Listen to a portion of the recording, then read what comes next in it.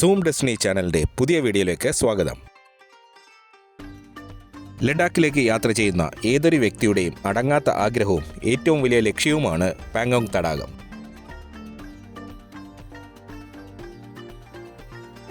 Pangong so എന്നും പറയും. ഇവിടേക്കാണ് ഇന്നത്തെ യാത്ര. ശരിക്കും സൂര്യൻ എന്താണ് എന്ന് അറിഞ്ഞ ദിവസവും കൂടിയാണിന്ന്.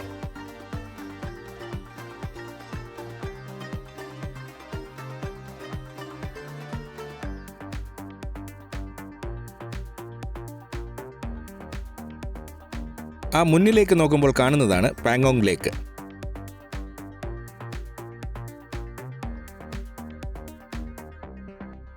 നാലു ചുറ്റും പുല്ലുപോലും മുളയ്ക്കാത്ത വൻ മലനിരകൾ.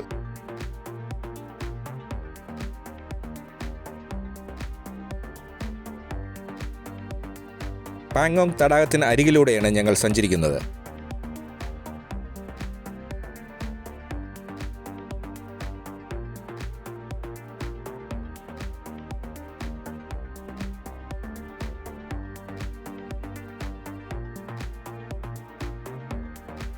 ലഡാക്ക് സഞ്ചാരികളുടെ പറുദീസ പാങ്കോങ് തടാകം.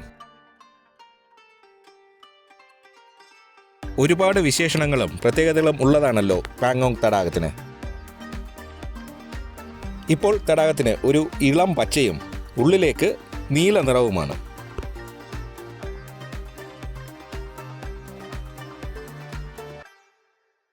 ആകാശം തെളിഞ്ഞ് നീല നിറത്തിൽ ബ്രൈറ്റ് ആകുന്ന സമയത്താണ് തടാകത്തിൻ്റെ നിറം അതിൻ്റെ ഏറ്റവും ഭംഗിയുള്ള ഭാവം കൈവരിക്കുന്നത്. അതായത് ക്രിസ്റ്റൽ ബ്ലൂ നിറം.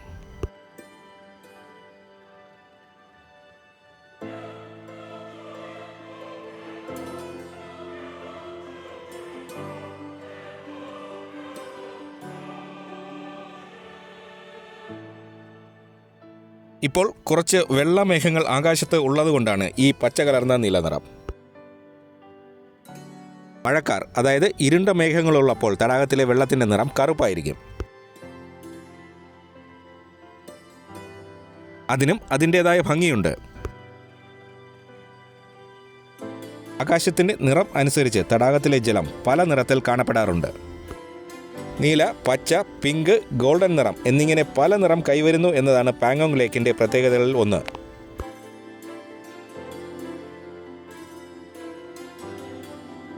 പിന്നെ ലോകത്തിലെ ഏറ്റവും ഉയരം കൂടിയ ഉപ്പുജല തടാകങ്ങളിൽ ഒന്ന്. 4350 മീറ്റർ ഉയരത്തിൽ, അതായത് 4.25 കിലോമീറ്ററിൽ കൂടുതൽ ഉയരം. തടാകത്തിൻ്റെ അടിത്തട്ടിലെ പാറകളിൽ നിന്നുമാണ് ഉപ്പുരസം തടാകത്തിലെ ജലത്തിന് കൈവരുന്നത്. എല്ലാ തടാകങ്ങളിലും ഇങ്ങനെ തന്നെയാണ്.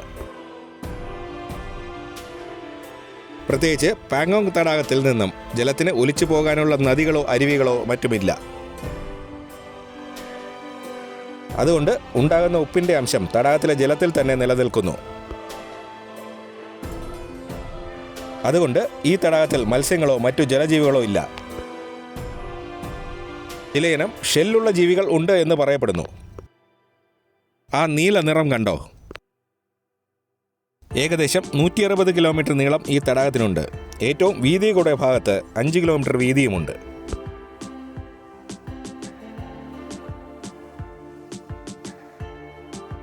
ഒരു കാരണവശാലും ഈ തടാകത്തിൽ കുളിക്കാനോ നീന്താനോ ശ്രമിക്കരുത്. അതിഭീകരമായ തണുപ്പ് അപകടം വിളിച്ചു വരുത്തും. 30 കിലോമീറ്റർ കൂടുതൽ പോയാലേ ഒരു ഹോസ്പിറ്റൽ കിട്ടുകയുള്ളൂ. 100 മീറ്ററോളം ആഴമുണ്ട് എന്നും പറയപ്പെടുന്നു.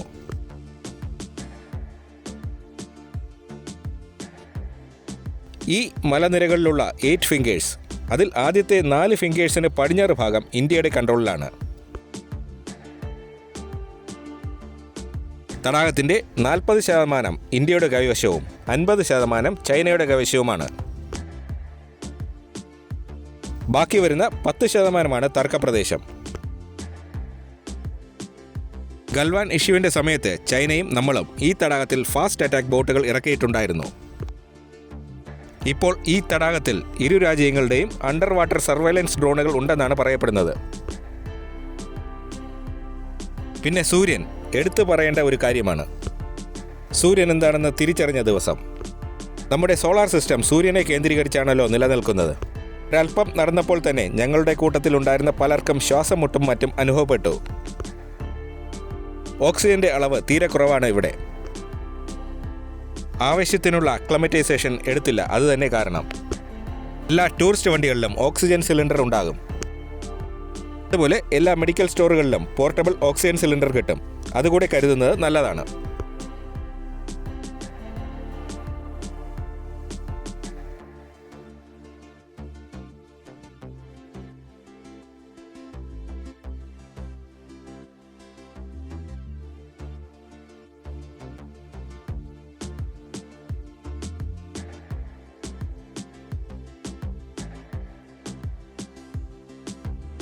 ഇതാണ് ഞങ്ങൾ പാങ്കോങ്ങിൽ താമസിച്ച ടെൻറ്റുകൾ.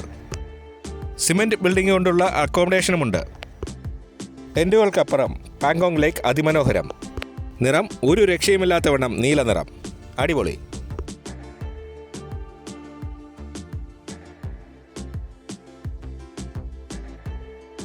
സൂര്യാസ്തമനത്തിന് ശേഷം ഒരു 5 മിനിറ്റിനകം കാര്യങ്ങളെല്ലാം കീഴ്മേൽ മറിഞ്ഞു. അക്ലമറ്റൈസേഷൻ ആവശ്യത്തിന് എടുത്തിട്ടില്ലല്ലോ. ഭക്ഷണം വേണ്ട, തലവേദന, സഹിക്കാൻ പറ്റാത്ത തണുപ്പ്, അതിഭയങ്കര ദാഹം. വെള്ളം കുടിക്കുന്നു, അത് മുഴുവൻ യൂറിനേറ്റ് ചെയ്തു പോകുന്നു. എന്നുവേണ്ട രാത്രി ഉറങ്ങിയിട്ടേ ഇല്ല. ലേയിൽ വന്ന് 2 ദിവസമെങ്കിലും അവിടെ താമസിച്ച് അക്ലമറ്റൈസേഷൻ അത്യാവശ്യമായിട്ടും എടുത്തിരിക്കണം. ഇല്ലെങ്കിൽ മുകളിലേക്ക് വരുമ്പോൾ ഭയങ്കര ബുദ്ധിമുട്ടാണ്. ഞങ്ങൾ താമസിച്ച ടെൻറ്റിനകം. രാവിലെയാണ് അറിഞ്ഞത് ഞാനെന്നും ഒന്നുമല്ല.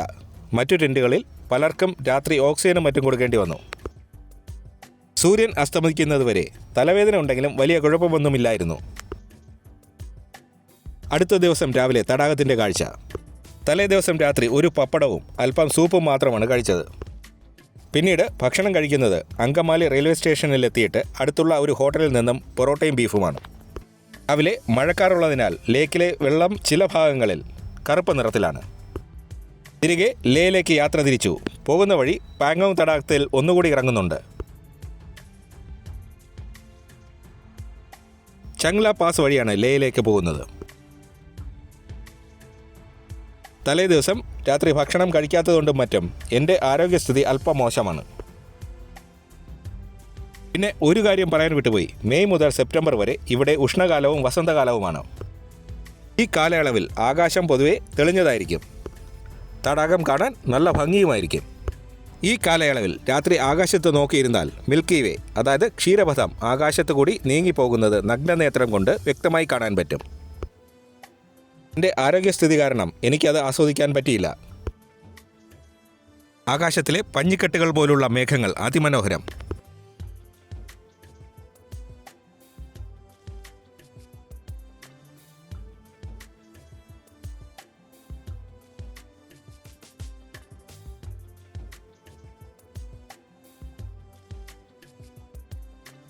തടാകത്തിലെ ജലത്തിൻ്റെ ഇപ്പോഴത്തെ നിറം ഇരുണ്ടതാണ്.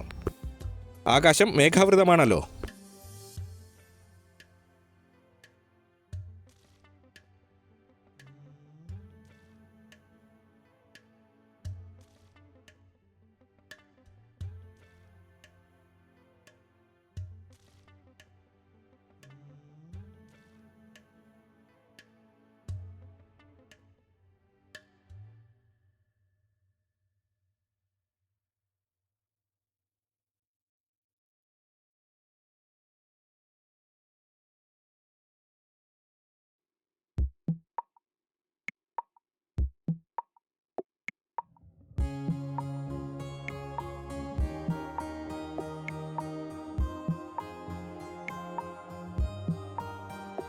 ഇപ്പോൾ വെള്ളത്തിൻ്റെ നിറം കണ്ടോ?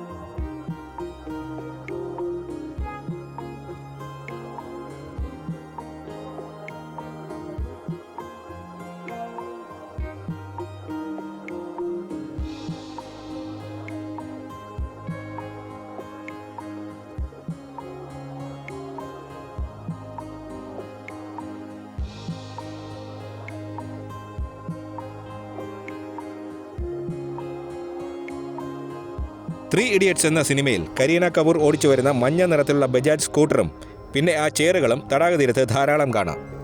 ചെയറുകളിലോ സ്കൂട്ടറുകളിലോ ഇരുന്ന് ഫോട്ടോ എടുക്കുന്നതിന് മാത്രമല്ല, അടുത്തെങ്ങാനും പോയി നിന്ന് ഫോട്ടോ എടുക്കുന്നതിന് പോലും കാശ് കൊടുക്കണം. വല്ലാത്തൊരു കാഴ്ച തന്നെയായത്. ജലത്തിൻ്റെ നിറം കണ്ടോ?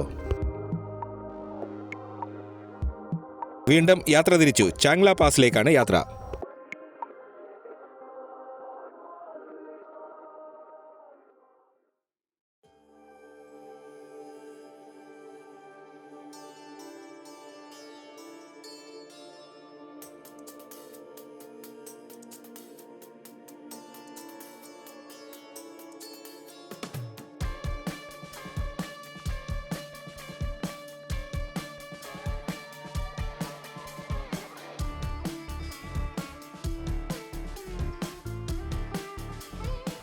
താഴെ ഈ കാണുന്നത് മിലിറ്ററി ബാരക്കുകളാണ്.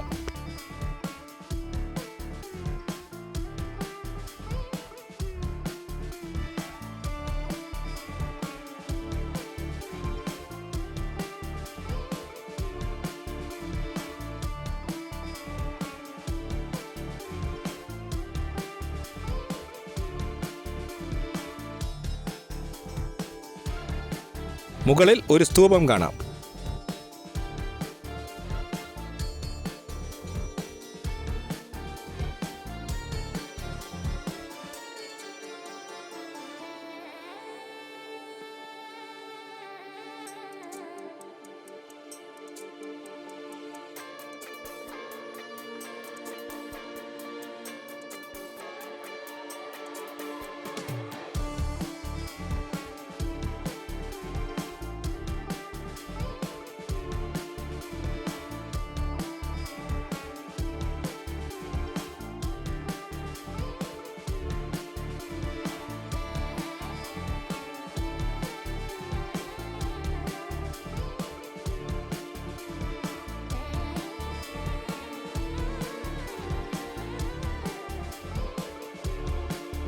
മിലിറ്ററി ട്രക്കുകളുടെ ഒരു കോൺവോയ് കടന്നു പോകുന്നു.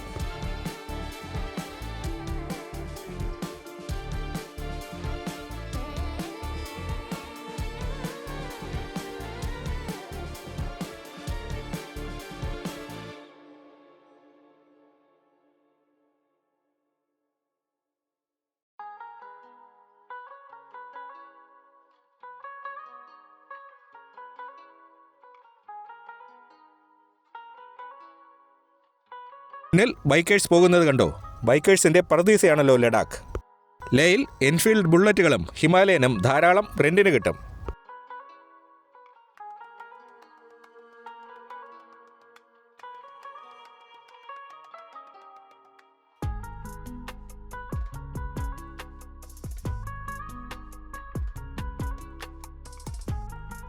ഒരു അരുവി ഒഴി പോകുന്നത് കൊണ്ട് വശങ്ങളിൽ ചെറിയ പച്ചപ്പ് കാണാം.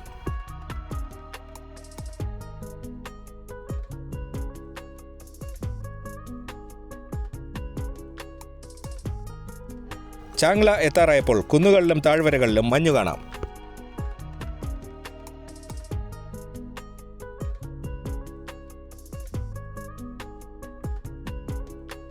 ഒടുവിൽ ചാങ്ല പാസ് എത്തി.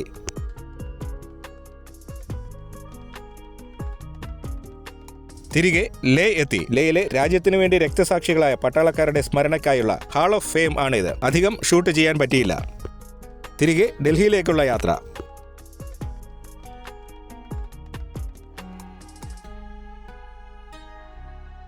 ഡൽഹി ഇന്ദിരാഗാന്ധി ഇന്റർനാഷണൽ എയർപോർട്ട്,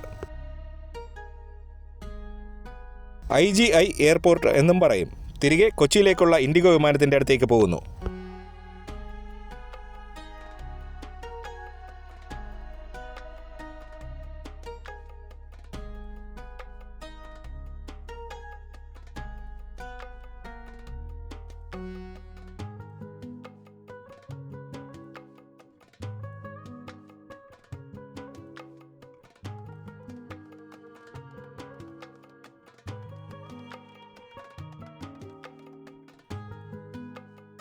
ഇതാണ് കൊച്ചിയിലേക്കുള്ള വിമാനം.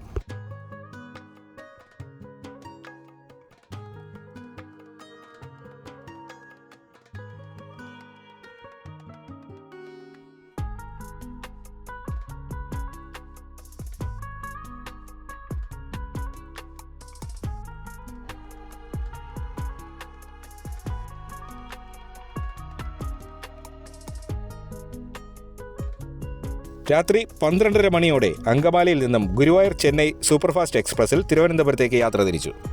വളരെ കാലമായുള്ള ആഗ്രഹമായ ഒരാഴ്ച നീണ്ടുനിന്ന ലഡാക്ക് യാത്ര അവസാനിക്കുന്നു. അപ്പോൾ അടുത്ത വീഡിയോയുമായി വരുന്നതുവരേക്കും ഗുഡ് ബൈ.